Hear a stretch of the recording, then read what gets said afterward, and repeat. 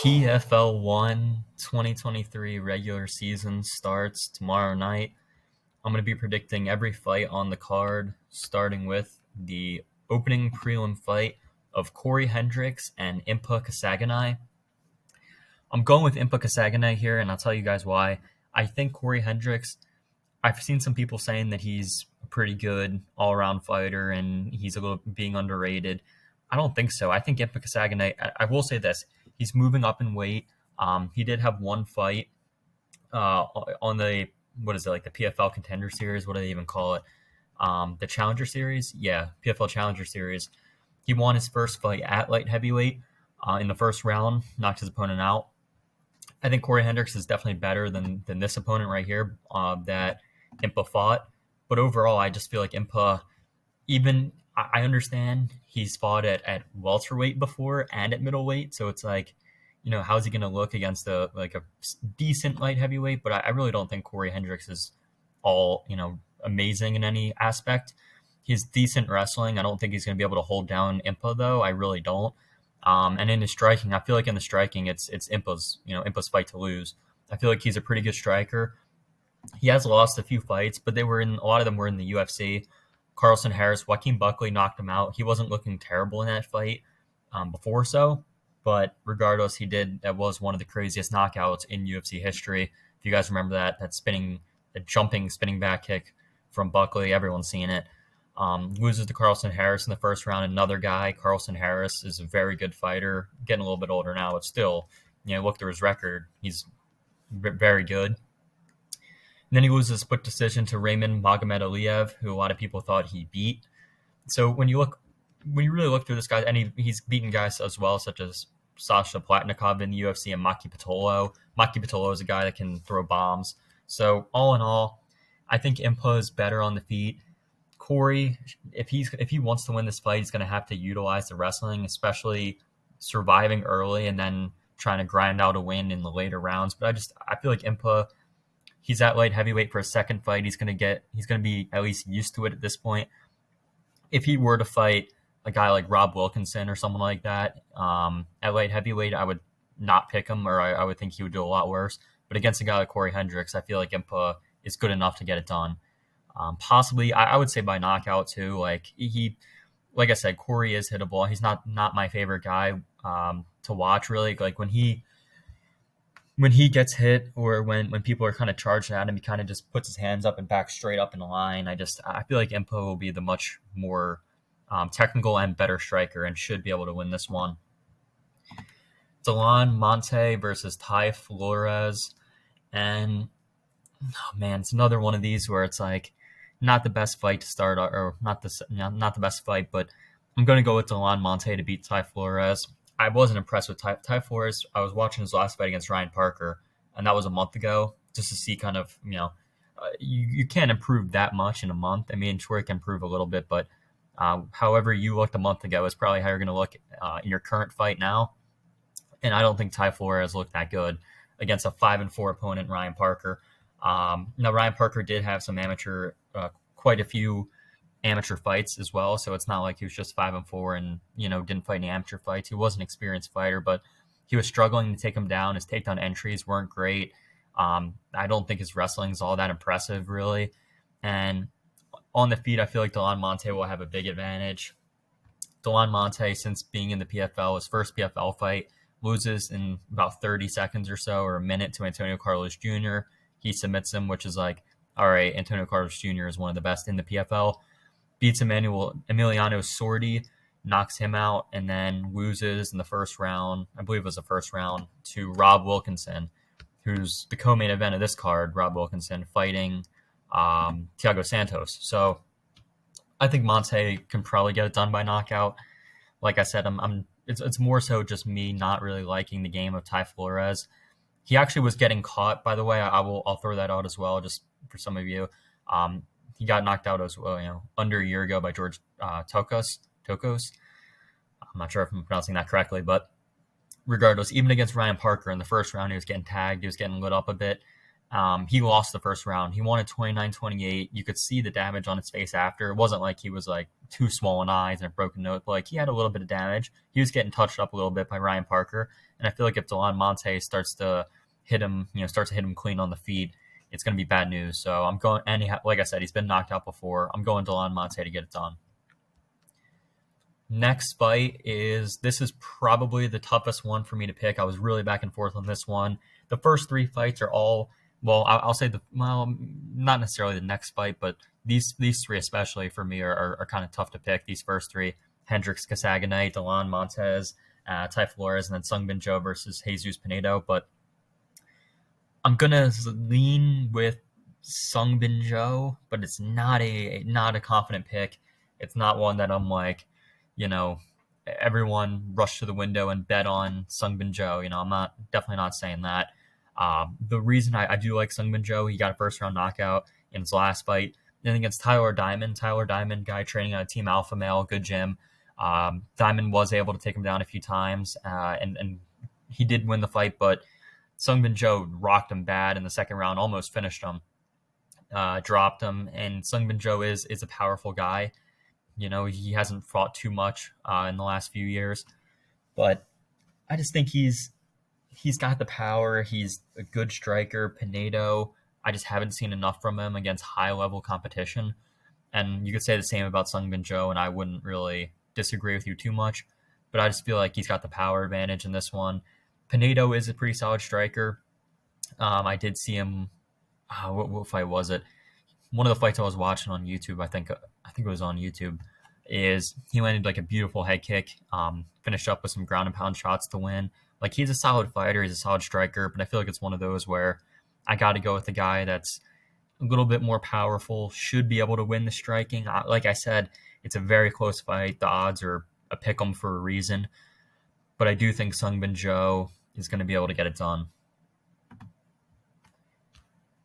Next up is Alejandro Flores versus Daniel Torres.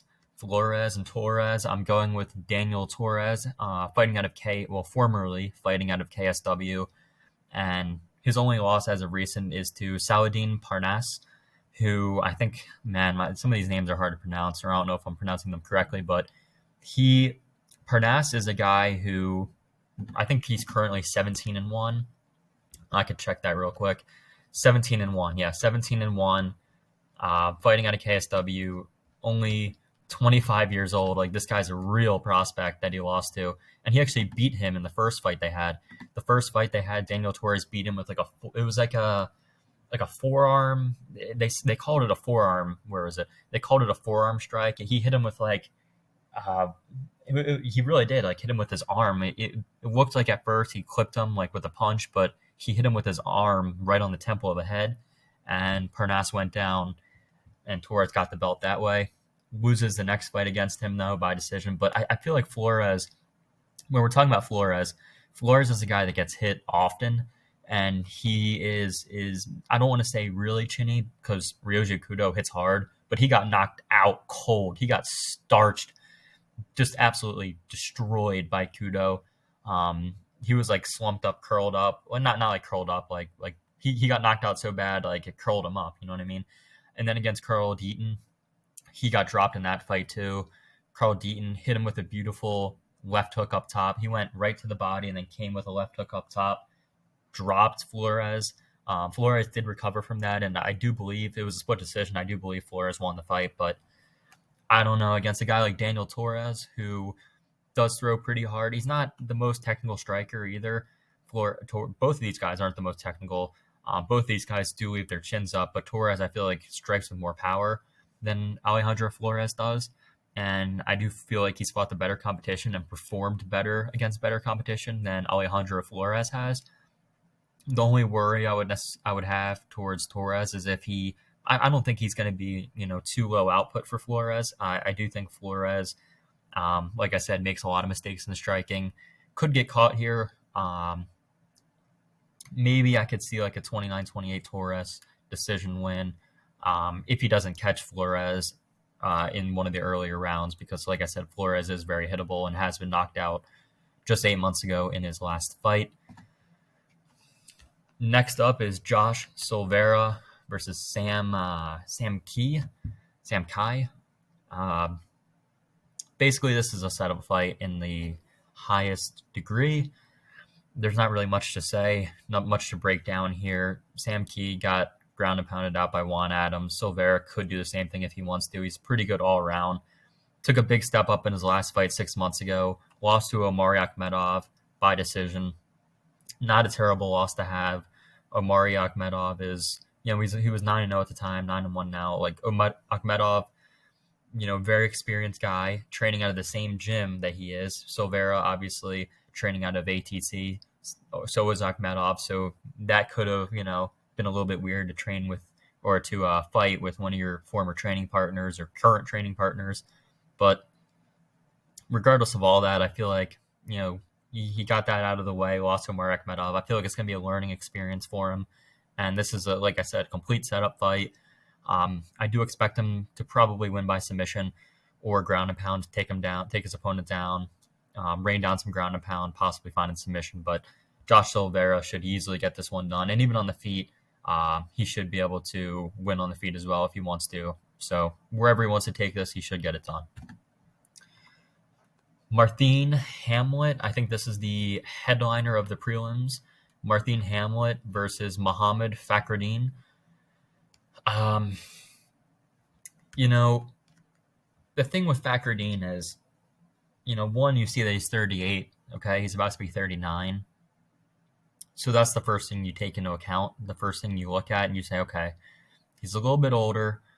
He has fought relatively recently, about a little under a year ago. So it's not like he's, hasn't fought in like 3 years like some of these older guys have. He has fought relatively recently. But when I look at Marthin Hamlet's a guy that's just going to wrestle him. And that's basically what the plan is going to be, what his best shot of victory is going to be, to just out-wrestle Muhammad Fakhreddin. And at 31 years old, Fakhreddin, I've seen him get taken down before.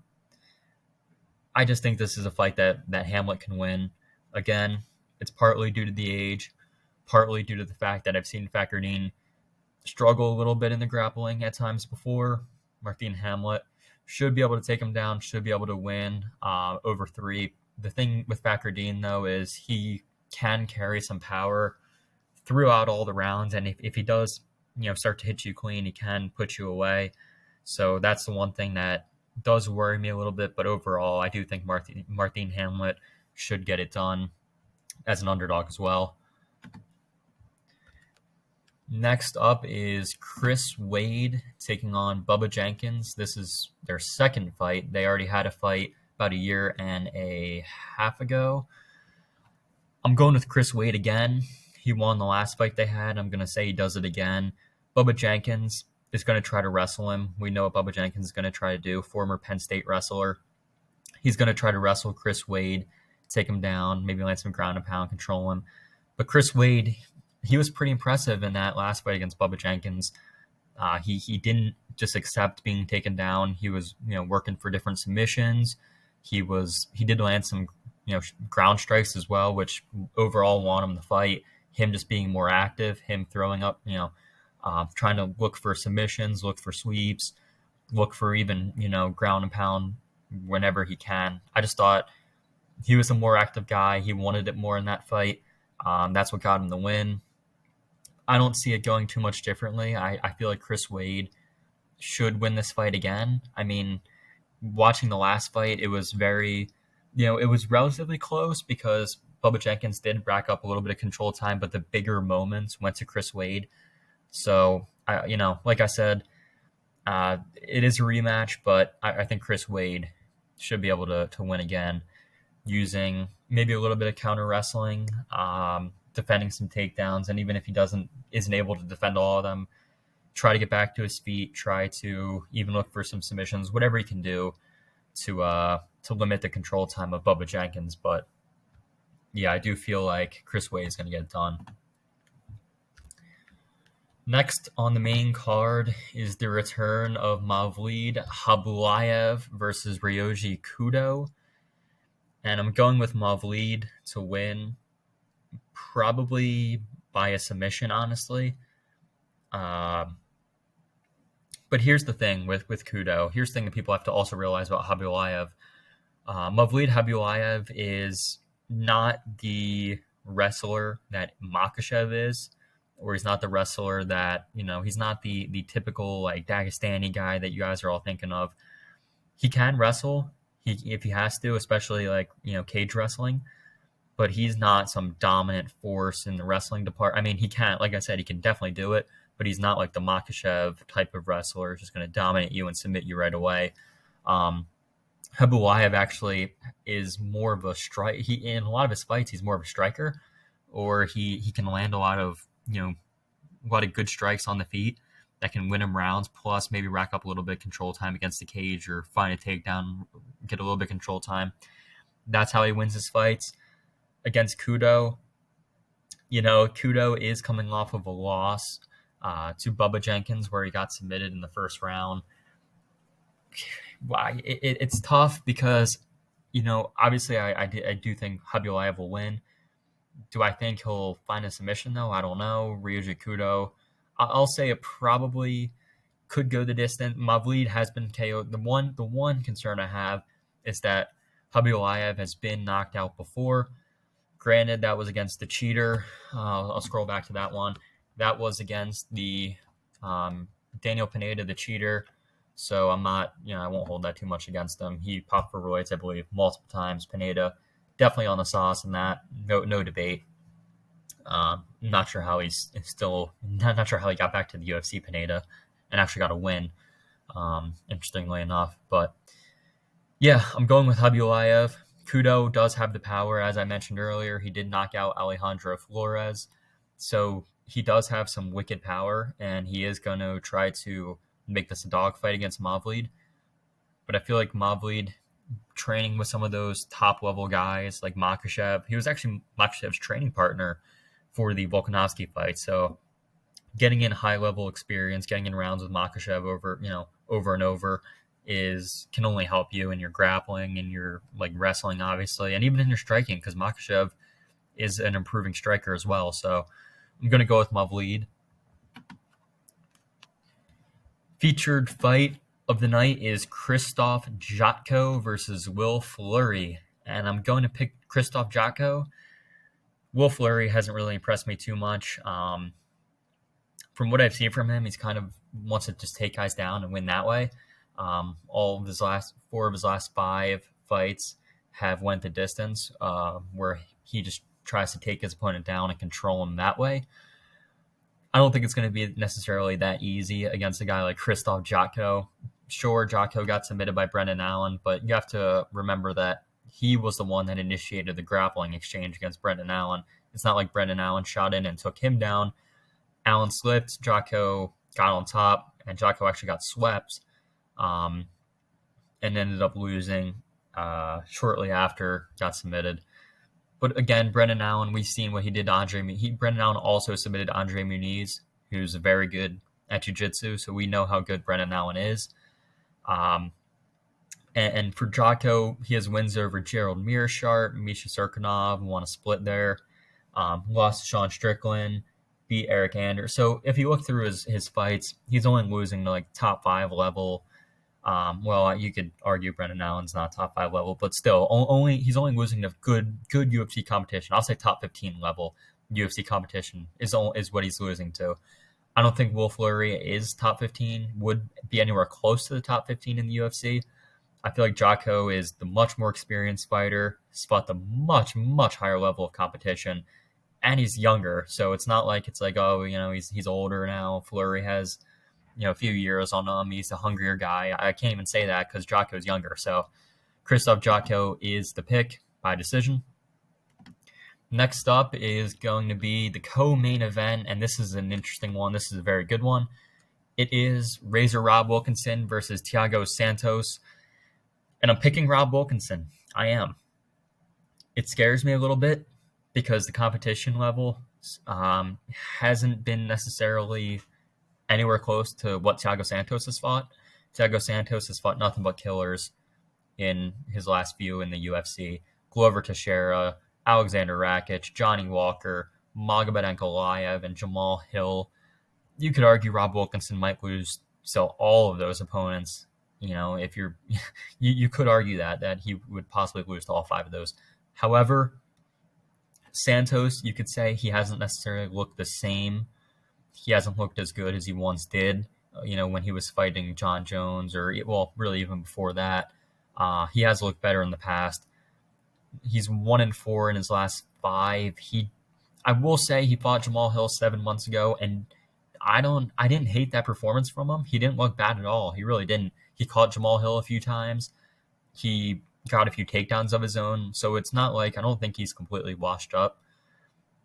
I just feel like against a guy like Rob Wilkinson, who's in his prime now, is coming off of quite a few, major wins, including his last win against Omar Akhmedov, winning him the championship 3 months ago, and he destroyed Omar Akhmedov. I think their career paths, their trajectories are on they're going 2 different ways. I think Thiago Santos is coming in here. I don't want to say he's coming in for a check. I know Wilkinson was talking about Santos. If he's just going to come in for a check, he's going to be in for a rough night. I don't think Santos is just coming in for a check, but I don't think he's necessarily at the level at the level of this point of Rob Wilkinson, meaning I don't think he is training as hard as Wilkinson. I don't think he wants to win as much as Wilkinson if it gets into the later rounds and one of them has to push forward, one of them who's going to want to win more. I think Wilkinson's going to be the one that really wants that win and wants to keep improving and keep getting better and better in the PFL. He's training out of Factory X, good gym. Santos training out of ATT. Like I said, though, some of his knee injuries and stuff like that has caused him to slow a little bit. He's not as what's a word to describe it? He's not necessarily as nimble as he once was. He can't move as well. He's not the same fighter anymore. I'm going with Rob Wilkinson. And in the main event, I don't know why this is even a fight that's been made. They're trying to get Marlon Moraes killed. If you look at his last 5, they're all losses. And you look at Brendan Loughnane, 4-1 in his last 5. That one was a split decision to Mavlid Habulayev, who's also fighting on this card, and we know how good he is. Has wins over Yoji Kudo. It was a close fight in that one. Kudo did drop him, but we know how much power Kudo has. Not the best win against 8-4 opponent. That didn't really matter too much. Chris Wade, though, and Bubba Jenkins, 2 good fighters. So really looking at this, Marlon Moraes, about to be 35, has been knocked out in his last 5 fights in a row. Corey Sandhagen, Rob Font. And if you're getting knocked out by Rob Font, listen, I know Rob Font's a good boxer. I know Rob Font, against Adrian, he's fighting Adrian Yanez coming up. And, I do think Yanez should be able to win that fight, but it's a dangerous fight for Yanez. So, but when you get knocked out by Rob Font, it's like he's not known to be a guy that has that knockout power.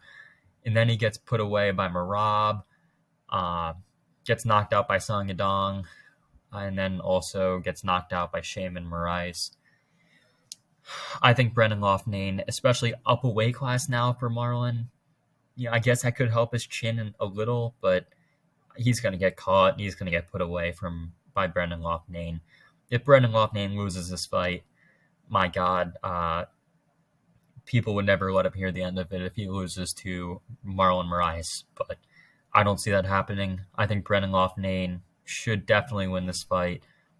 If not in the first round, which I could see Marlon starting quick in the first round, possibly winning the first round, Brendan Loughnane should come back and be able to catch him with some shots, either put him away or win the decision. Probably put him away. He really should. Everyone else did, including Shaman Moraes. If Shaman Moraes can do it, then Brendan Loughnane can do it.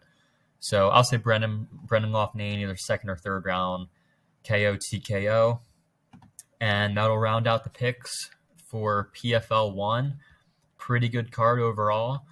Some interesting fights. More at the bottom, there are some kind of 50-50 toss-ups, but as we go along, a lot of really interesting ones. Rob Wilkinson and Thiago Santos. Honestly, that's the people's main event. Personally, that's my main event. Wilkinson and Santos, because the current main event is, they're trying to get Moraes killed. They're trying to feed Loughnane a known win. They're giving him Marlon Moraes, former UFC fighter. People know who the guy is, and they're trying to make a name for. Well, Brendan Loughnane already is pretty known, but they're trying to really get the hype on him going. So, thank you guys very much for watching. I'll probably come out with a UFC prediction video in a few days as well. But yeah, thank you guys. Peace.